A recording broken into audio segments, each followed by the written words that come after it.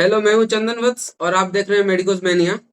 अभी हमारे साथ हैं एम्स गोरखपुर से प्रतीश झा सर, जो अभी वहां से इंटर्नशिप कर रहे हैं।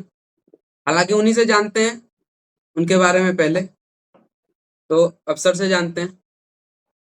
सर, आप अपने बारे में बताइए। हेलो सभी को। मेरा नाम है डॉक्टर प्रत्युष झा। मैं एम्स गोरखपुर में अभी इंटर्नशिप कर रहा हूँ, तो इंटर्न डॉक्टर हूँ वहाँ पे।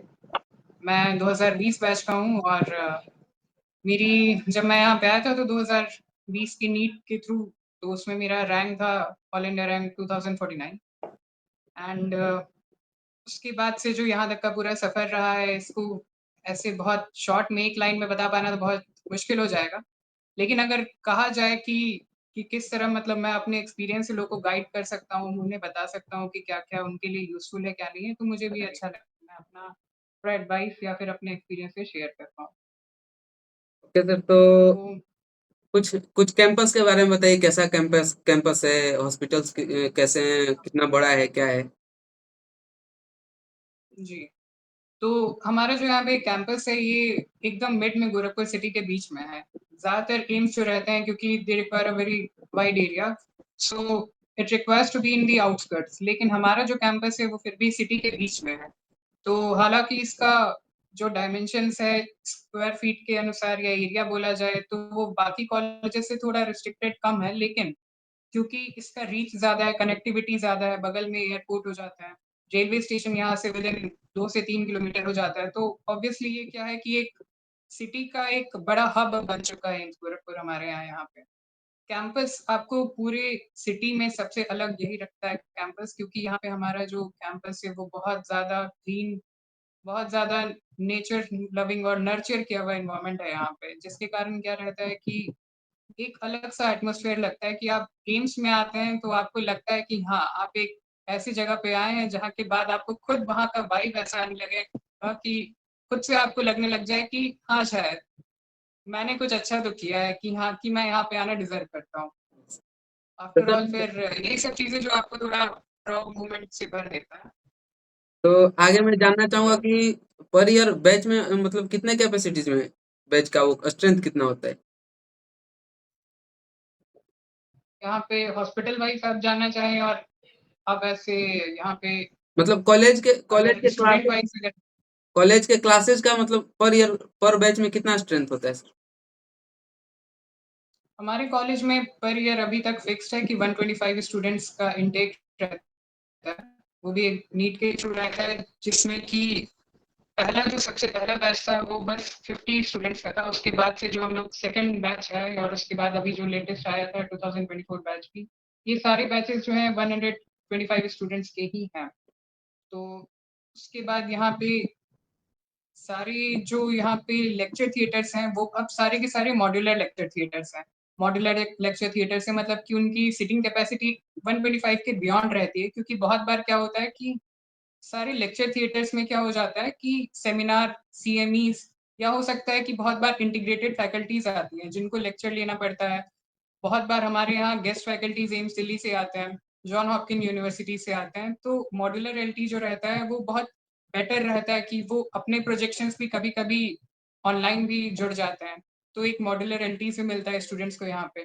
उसके बाद साथ ही यहाँ पे क्या हो जाती है कि सेकेंड ईयर से ही, अब तो हालांकि फर्स्ट ईयर से भी यहाँ पे क्लिनिकल रोटेशंस का पोस्टिंग शुरू हो चुका है, जैसे कि कम्युनिटी मेडिसिन और फैमिली मेडिसिन है, वहाँ पे फर्स्ट ईयर से ही कम्युनिटीज में फील्ड विजिट्स पे ले जाना, ट्रिप्स पे ले जाना, ये सब शुरू हो चुका है यहाँ पे। फैमिली तो सेकेंड एडॉप्शन ईयर से प्रोग्राम लेके फाइनल ईयर तक। फैमिली फैमिली एडॉप्शन प्रोग्राम के अंडर। Exactly exactly, family adoption programme जो आप एकदम सही बता रहे हैं, क्योंकि वही आपको वो फैमिली जो अडॉप्ट कर दी जाती है, मोर सॉर्ट ऑफ उसके हेल्थ के लिए, उसके डेवलपमेंट के लिए, नॉट ओनली सिर्फ हेल्थ, उसका सारा कुछ जो एक बोलते हैं ना कि एक होलिस्टिक डेवलपमेंट जो सिखाया जाता है, एक अप्रोच जो एक प्रॉपर इंडियन मेडिकल ग्रेजुएट को आपको पता होना चाहिए, उसके अंतर्गत जो है फर्स्ट ईयर से ही ये चीज शुरुआत कर दी जाती है। और वही आपको फाइनल ईयर तक और फाइनल एग्जाम्स तक भी वही चल रहा होता है। जो क्लिनिकल पोस्टिंग्स होती है, जो मेजर सब्जेक्ट्स रहते हैं, मेडिसिन हो गया, सर्जरी हो गया, पीडियाट्रिक्स, ऑब्स्टाइनी, इवन साइकेट्री और डर्मा जैसे माइनर सब्जेक्ट्स जो रहते हैं, उन सबकी भी पोस्टिंग्स जो है सेकंड ईयर से शुरू हो जाती है। तो एक अच्छा खासा क्लिनिकल एक्सपोजर मिल जाता है। साथ ही हमारा जो कॉलेज का है कि ये यहाँ के टर्म्स में जो बोला जाता है, मैं तो खैर यहाँ का नहीं हूँ तो, लेकिन मुझे पता चल गया है कि यहाँ के डायलेक्ट में उसे पूर्वांचल कहा जाता है, इस ईस्ट के इलाके को।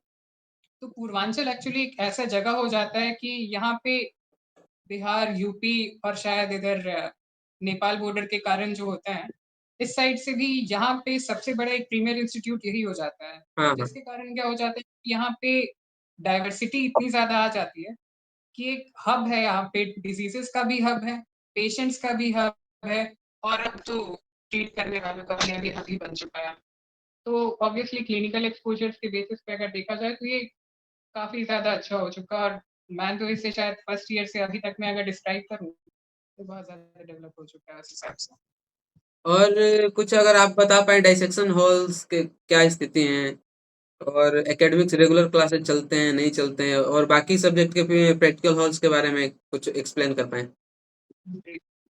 तो अगर मैं एक्चुअली सिस्टमैटिक वे में अगर शुरू किया जाए तो जैसे जो भी अब नया अपकमिंग बैच रहता है, जो फर्स्ट ईयर वाले स्टूडेंट्स रहते हैं, उनको बहुत ज़्यादा एक्साइटमेंट रहता है कि क्या हम लोग को एनाटॉमी वैसे ही होता है जैसे कि हम लोग यूट्यूब वगैरह में देख के आ रहे होते हैं कि क्या हम लोग को वाकई में कैडेवर मिल रहा होता है डाइसेक्शन करने के लिए, क्या फिजियोलॉजी में वो लैब्स जाते हैं, क्या बायोकेमिस्ट्री में एक्सपेरिमेंट करते हैं, तो उन सभी के लिए जवाब ये है कि हाँ बिल्कुल, जो आपका ड्रीम है वो यहाँ रियलिटी है कि जो कैडेवर्स रहते हैं वो, चूंकि 125 स्टूडेंट्स रहते हैं, उनको लगभग 10 के ग्रुप में डिवाइड कर दिया जाता है। तो 10 के ग्रुप के हिसाब से या फिर कुछ में 11 या 12 के हिसाब से रहते हैं, तो लगभग 12 से 15 कैडेवर्स एक बैच को उपलब्ध कराया जाता है, जिसमें कि पूरे साल में एक सिस्टमैटिक व्यू, एक अप्रोच रह रहा होता है। अच्छी बात यहाँ पे क्या होती है, जैसे कि कोई भी सिस्टम का अगर शुरुआत कर रहे होते हैं तो क्या है कि एनाटॉमी के साथ साथ, एनाटॉमी में आप डाइसेक्शन हॉल में आए, कैडेवर पे वहाँ पे डाइसेक्ट करने को आपको मिल जाता है, इवन गाइड करने के लिए नॉर्मल जगह पे जेआर से एसआर रहते हैं, यहाँ पे आप डायरेक्ट जो असिस्टेंट प्रोफेसर या एसोसिएट प्रोफेसर तक, वो तक खुद आके आपको असिस्ट कर सकते हैं ये सब चीज़ों में। साथ ही साथ इंटीग्रेटेड फिजियोलॉजी लैब्स यहाँ पे, हेमाटोलॉजी लैब अलग से यहाँ पे होता है।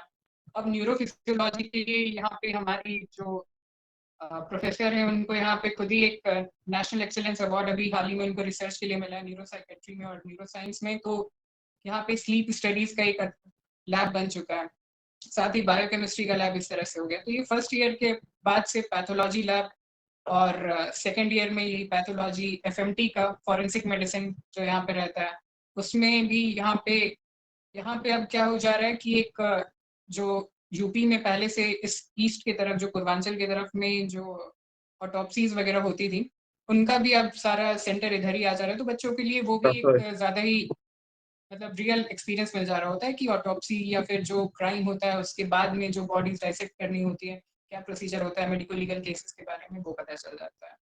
तो ओके, तो लैब्स यहाँ पे अगर बोला जाए तो ऑब्वियसली यहाँ पे रिसर्च रहता है ये ज़्यादा। फर्स्ट और सेकेंड ईयर से यहाँ पे एक एसटीएस प्रोग्राम रहता है।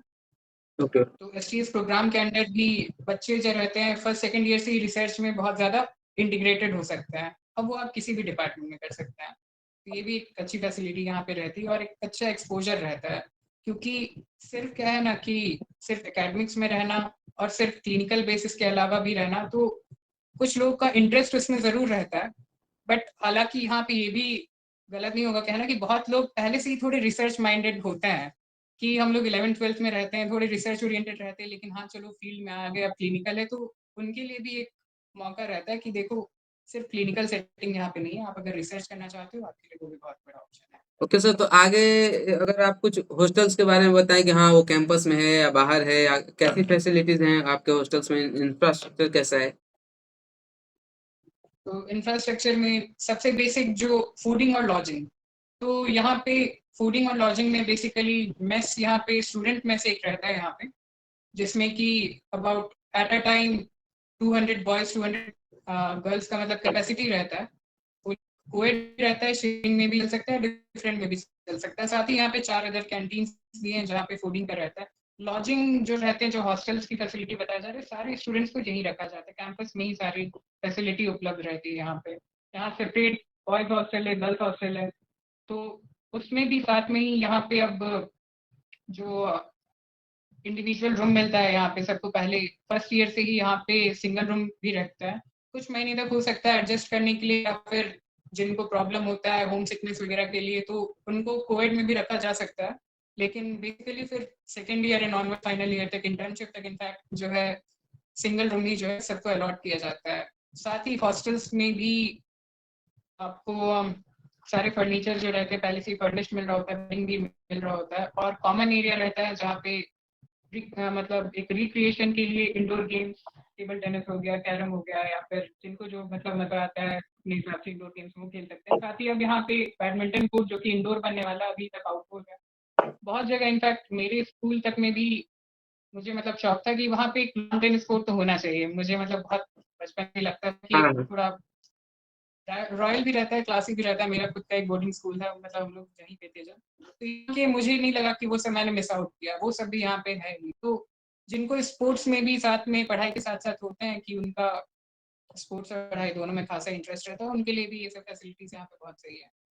ओके सर, स्पोर्ट्स के बारे में बात चल रहा है तो फर्स्ट ईयर में आते हुए बच्चे बहुत सारे ये भी सोच के आते हैं कि हाँ जिम है कि नहीं, तो अगर जिम के बारे में कुछ बता पाए आप। जिम का तो बात है कि यहाँ पे अब जो है एक जिम भी यहाँ पे ओपन हो चुका है, जो कि इनफैक्ट फैकल्टीज के लिए भी है, स्टूडेंट्स के लिए भी है, एसआर के लिए भी जिम है, और इवन रेसिडेंट्स जो रहते हैं उनके लिए भी है। बेसिकली टाइम डिवाइड कर दिया गया है सबके लिए, और जिम का भी फैसिलिटी यहीं पे है। उसके बगल में शॉपिंग कॉम्प्लेक्स भी अब खुल चुका है। जिम के आगे अब स्पोर्ट्स कॉम्प्लेक्स को डेवलप करके वहाँ पे सारा मतलब प्योर फैसिलिटीज का ही एक साथ एक हब के अंडर में बनाया जा रहा है यहाँ पे। तो जिम, हाँ, जब हम लोग आए थे तब उस टाइम में यहाँ पे जिम हम लोग को अवेलेबल नहीं था। ऑब्वियसली लोग बाहर जा रहे होते थे या फिर जिम भी फ्रीक्स रहते थे जिम आउट के लिए।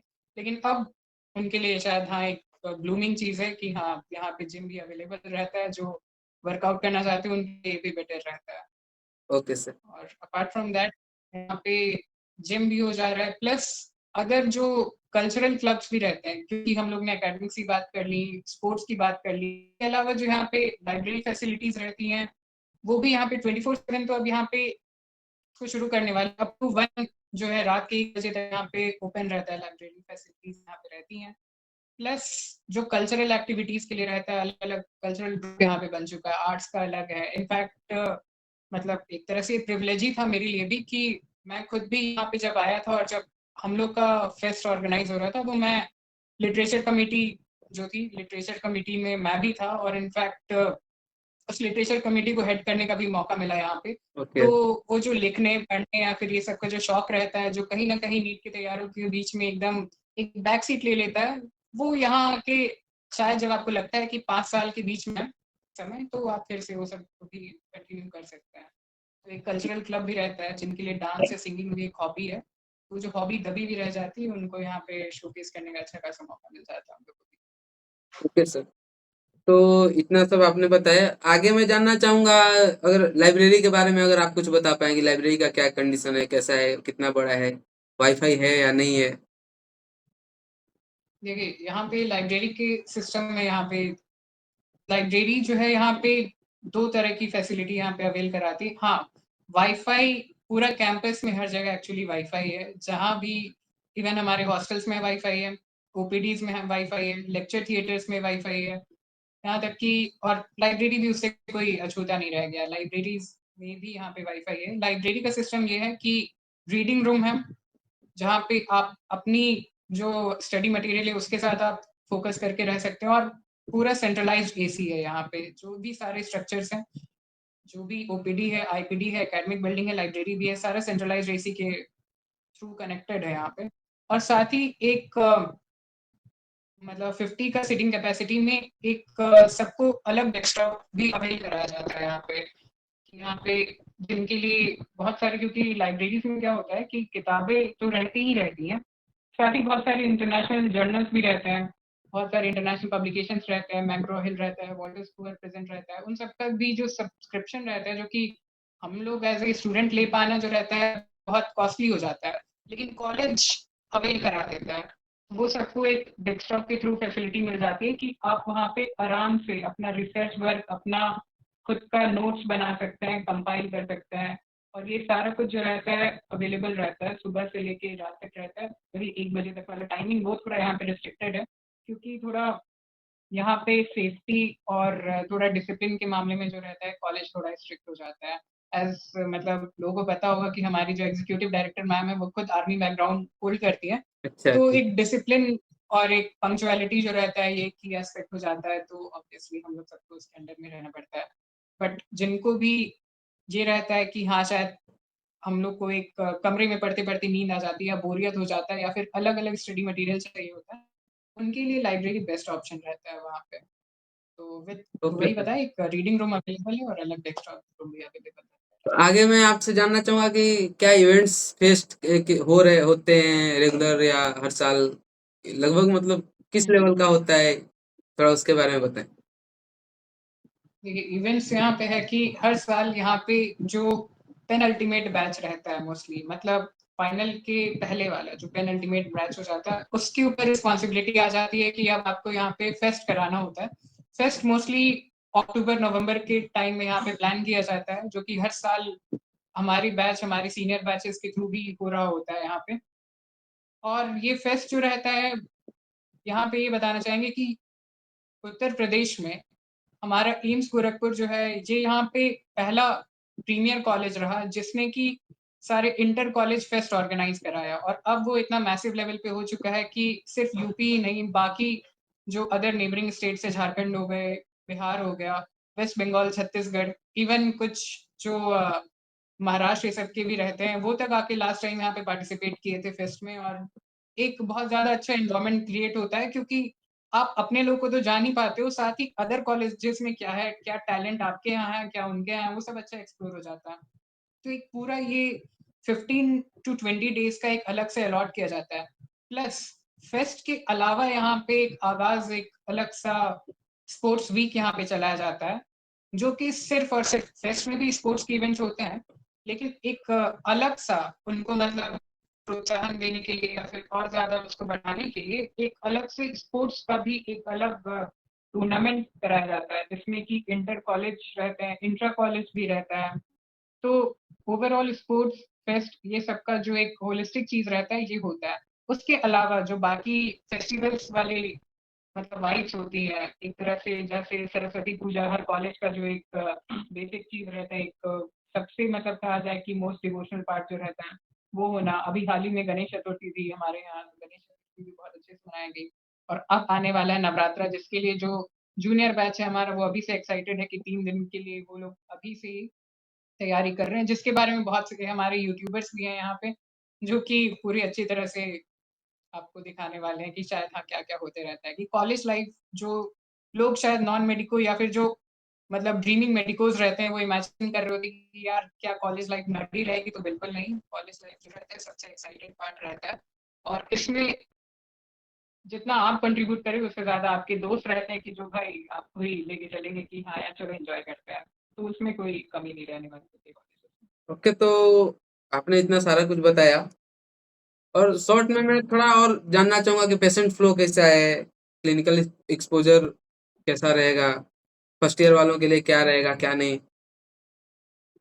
ये पेशेंट फ्लो का यहाँ पे जैसे बात करते हैं कि अभी रिसेंटली शायद 2 वीक पहले हमारे ही ओपीडी का यहाँ पे ऑल टाइम रिकॉर्ड आई। एक दिन में जो पेशेंट्स आए थे वो थे ऑलमोस्ट 6,000 पेशेंट्स जिन्हें अटेंड किया गया ओपीडी में ही। तो 6,000 जो रहता है ये एक मैसिव नंबर है यहाँ पे। उतने पेशेंट्स एक दिन में आना और सबको अटेंड किया जाना, क्योंकि बहुत बहुत दूर दूर से यहाँ पे लोग आ रहे होते हैं, क्योंकि पूर्वांचल जैसे पहले ही बता दिया कि ऐसा जगह आ जा रहा है कि एक सेंटर पॉइंट हो जा रहा है, जो अगल बगल में जितने भी हेल्थ केयर फैसिलिटी वैसे प्रीमियर नहीं था। साथ ही यहाँ पे अब क्योंकि ये अब अभी भी कहा जा सकता है कि इसमें सारी सुपर स्पेशलिटी फैसिलिटीज अब यहाँ पे आ चुकी है मोस्टली जो जरूरत पड़ती है।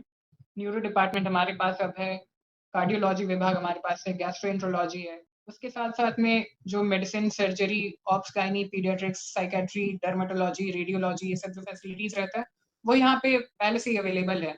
जो नए बच्चे आते हैं जिनको लगता है कि शायद शायद हम लोग को सेकेंड थर्ड या फाइनल ईयर के बाद ही हम लोग को ये सब एक्सपोजर मिल जाएगा, तो वो गलत है। आप लोग इस भ्रम में एकदम ना रहें। आप लोग को फर्स्ट ईयर से ही यहाँ पे क्लिनिकल एक्सपोजर इतना मिल जाएगा कि आप लोग फाइनल ईयर तक आते आते जो हिस्ट्री टेकिंग और एग्जामिनेशन की चीजें रहती हैं आप लोग ना सिर्फ डॉक्टर्स को असिस्ट कर रहे होते हैं, हाँ, हम जैसे इंटर्न्स के लिए भी बहुत आसान हो जाता है कि हाँ, ये जो हमारे जूनियर इनको पहले से ही सिखा दिया गया कि कैसे एग्जामिनेशन और हिस्ट्री लिखनी है। तो ऑब्वियसली ये बहुत अच्छा उनके लिए हो जाता है। कम्युनिटी पोस्टिंग्स के बारे में बता चुका हूँ कि कैसे फर्स्ट ईयर से कम्युनिटी पोस्टिंग ले जा सकते हैं, तो उनके लिए ओके। बहुत अच्छा एक्सपीरियंस यहाँ पे होने वाला है। ओके, तो आपने ऑलरेडी बहुत सारी चीजें बताई कि हाँ आप क्यों ले सकते हैं एम्स, क्यों ऑप्ट कर सकते हैं अगर आपका रैंक उस रेंज में है तो। लेकिन फिर भी मैं अलग से जानना चाहूंगा पॉइंट वाइज पॉइंट, अगर 2-3 पॉइंट में, वर्ड्स में, 2-3 वर्ड्स में या 2-3 लाइन में बता पाए, why to choose AIIMS Gorakhpur. So देखिए 2-3 पॉइंट में इतना चीज समराइज कर पाना मेरे लिए तो हाँ वो थोड़ा तो मुश्किल होगा, मुश्किल है। बट हाँ अलग मैं ट्राई करूंगा, ठीक है। तो मोस्टली क्या होता है कि अगर आपका रैंक इस तरह का आ रहा है जब आप एक प्रीमियर इंस्टीट्यूट ले सकते हो और वहां का एक्सपीरियंस ले सकते हो, तो ऑब्वियसली ये सबका घर वालों का सपना होता है, आपका सपना होता है। जब आपने नीट में हर दिन रात दिन मेहनत करके वो स्लीपलेस नाइट्स बिताई हैं, तो एक कहता है कि एम्स अगर हम लोग को मिल रहा है तो क्यों नहीं लेना चाहिए। सेकेंडली क्या होता है कि यहाँ पे जो भी फैकल्टीज रहती है, यहाँ का जो इन्वायरमेंट रहता है, और साथ ही यहाँ पे अगल बगल सिर्फ आपके स्टेट के स्टूडेंट्स नहीं रहने वाले यहाँ पे। ये एक all India institute of medical science है, ऑब्वियसली पैन इंडिया लोग यहाँ पे आने वाले हैं। तो एक अलग टैलेंट से मिलना, सेम माइंड या फिर डिफरेंट वर्सिटैलिटी से मिलना एक अलग एक्सपीरियंस रहता है। उसके बाद ही ये सब तो खैर पर्सनल एक्सपीरियंस के बेसिस में सोचा जाए तो एम्स में जितना डाइवर्सिटी पेशेंट्स को लेके होता है, क्योंकि पेशेंट्स भी आपके पास क्रिटिकल से क्रिटिकल पेशेंट भी आते हैं, बहुत डाइवर्स डिजीजेस वाले पेशेंट भी आते हैं। तो एक क्लिनिकल एक्सपोजर भी जो आपको एम्स में मिलता है, वो एक रीजनल जगह जहाँ पे एक जगह की चीजें या बीमारियां या फिर उतनी फैसिलिटीज नहीं हो पाती हैं, वो मिस आउट हो जाता है। साथ ही क्या होता है कि यहाँ पे जितनी भी फैकल्टीज रहती है वो हाईली ट्रेंड रहती है पहले से ही, तो ऑब्वियसली आप उनके अंडर सीखोगे तो आपका क्लिनिकल नॉलेज, आपका जो पेशेंट अप्रोच रहता है वो बाकी जगह से अलग होता है। एक स्टैंडर्ड ऑफ प्रोटोकॉल जो रहता है उसी को हमेशा फॉलो किया जाता है। प्रैक्टिकली एक और चीज यहाँ ये भी ऐड हो जाता है कि हाँ, जो पहला हमेशा पहले बोला जाता था स्टेट वर्सेस एम्स में कि स्टेट में हम लोग को रिजर्वेशन मिलता है, स्टेट में हम लोग पीजी जो है वापस वहां पे कर सकते हैं। तो एम्स में भी आपके जो कॉलेज रहता है वहां पे इंस्टीट्यूशनल प्रेफरेंस का आपके पास भी अब कोटा होता है। तो अगर आपको ये डर रह रहा होता है कि हाँ भाई हमने अपनी सीट स्टेट वाली गिव अप कर दी, तो ऐसा बात नहीं। ओवरऑल डाइवर्सिटी, क्लिनिकल एक्सपोजर, एक सारा कुछ सिस्टम, एकेडमिक माहौल यहाँ पे ऑब्वियसली स्टेट कॉलेजेस के मुताबिक, मैं किसी को क्रिटिसाइज नहीं करना चाह रहा, ऑब्वियसली सब हर जगह बहुत अच्छे होते हैं, बट फिर भी एक अब एज मिलता है यहाँ पे। और जो पीजी के लिए भी जो एज अब पहले हद तक स्टेट में था, तो अब वो एम्स में भी आ चुका है। ओके, तो ये सब पॉइंट्स मेरे हिसाब से जो कि तो एक और चीज जानना चाहूंगा सर कि ट्रिप्स का क्या है कि हाँ कॉलेज के तरफ से भी जाते हैं या बच्चे खुद प्लान करते हैं ट्रिप्स का। कॉलेज की तरफ से अब किस मामले में जी। टूर एंड टिप्स का क्या है कि हाँ बच्चे अपने से कर लेते हैं या कॉलेजेस करते हैं अपने तरफ से, कॉलेज करता है अपने तरफ से भी। देखिए कॉलेज अपने तरफ से करता है, और बच्चे बच्चे तो किसी भी कॉलेज में टूर एंड ट्रिप्स के लिए खुद को नहीं रोकने वाला है। हाँ। ये हर जगह पर रहता है कि बच्चे अपने हिसाब से प्लान कर चुके होते हैं, लेकिन हाँ हमारे कॉलेज में भी इनफैक्ट जो हमारा मेरा अब तक का कॉलेज का पहला ट्रिप रहा है वो इनफैक्ट कॉलेज ने स्पॉन्सर करा हुआ था, कॉलेज हमको लेके गया हुआ था उस टाइम।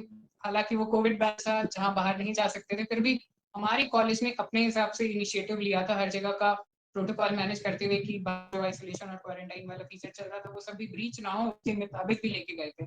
साथ ही जितने भी सेमिनार्स रहते हैं, जितने भी सेमीज रहते हैं, जिसमें कि एक हद तक सिर्फ डॉक्टर्स जा रहे होते थे, अब वहाँ स्टूडेंट्स तक जाते हैं, अब वहाँ पे इंटर्न्स जाते हैं, जूनियर रेसिडेंट्स तो जाते ही हैं। तो वो सारे एक्सपोजर जो रहता है वो भी, चाहे वो अभी हमारा नेशनल क्विज कॉम्पिटिशन था जो कि एम्स मंगलागिरी में ऑर्गेनाइज किया गया था, जिसमें कि हमारा कॉलेज पार्टिसिपेट करा था। वो ये रीजनल टूर्नामेंट से आगे गया, नेशनल लेवल पे हमारे स्टूडेंट जो थे वो सेकंड पोजीशन पे थे वहाँ पे, पूरे ऑल इंडिया लेवल पे जो नेशनल माइक्रोबायोलॉजी का क्विज एक ऑर्गेनाइज किया गया उसमें।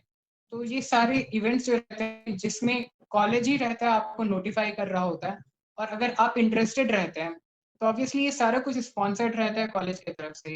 ट्रिप्स पे ले जाना, सीएमईज पे ले जाना, सेमिनार्स कंडक्ट करना, तो ये सब खैर ये सब तो मैं बता रहा हूँ कि बहुत ज्यादा एकेडमिक हो गया। अगर आपको fun entertainment point of view में चाहिए तो अब क्योंकि मेंटल हेल्थ, मेंटल अवेयरनेस और स्ट्रेस बर्नआउट जब ज़्यादा ना हो जाए, उसके मद्देनज़र रखते हुए हमारे कॉलेज में अब ये नया इनिशिएटिव लिया है कि जो हमारा ऑडिटोरियम रहता है उसमें हर संडे को या फिर हर एक घंटे छोड़ के मूवी स्क्रीन की जाती है, जो कि हाल ही में शायद 15 अगस्त से ये शुरू हुआ है। तो ये भी एक एंटरटेनमेंट वाला जो फैक्ट या फंडा ऐड किया गया है कॉलेज की तरफ से नया, ये भी मतलब स्टूडेंट्स के लिए काफी नया है, क्योंकि बाकी किसी कॉलेज में कॉलेज की तरफ से ऐसा नहीं आता है कि हाँ चलो बच्चों के लिए मूवी स्क्रीन करके दिखाई जा रही है, बट यहाँ पे एक एज अ ब्रेक कि आप खुद भी ब्रेक लो, अच्छी मूवीज ये सब है स्क्रीन में लगाई जाती हैं और बच्चों के लिए एक अच्छा एक्सपीरियंस रहता है। ओके, तो हमने मैक्सिमम चीजें कवर करने की कोशिश की। प्रतीश सर ने बहुत अच्छे तरीके से एक्सप्लेन किया हर पॉइंट को, और मुझे उम्मीद है आपकी सारी डाउट्स क्लियर होंगी यहाँ पे। और बाकी अगर कोई क्वेरी हो तो हमारे चैनल का इंस्टा हैंडल पे आप कांटेक्ट कर सकते हैं हमें। हम कोशिश करेंगे कि आपके सारे डाउट्स क्लियर करें। तो thanks to the Pratyush sir, thank you so much for your precious time. I hope you enjoyed it, and I hope you guys also like this interview. Thank you so much. Thank you, sir. Welcome. Thank you.